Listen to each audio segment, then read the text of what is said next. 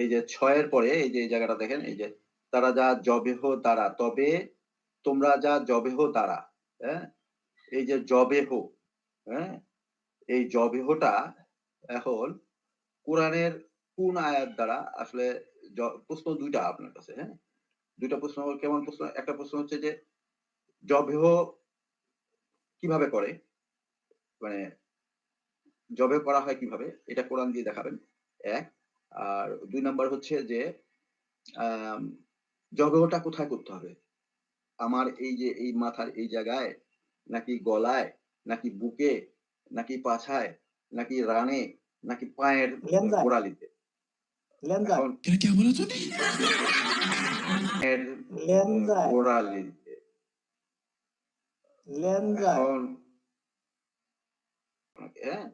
আপনাকে আপনি বলছেন ল্যাঞ্জায় জবাই করতে হবে, হ্যাঁ? তো ল্যাঞ্জায় যে জবাই করতে হবে, যে এই যে বললেন আপনি কথাটা, হ্যাঁ? এই কথাটা কি কোরআনের কোন আয়াতে আছে? এইটা একটু আমাকে বলেন।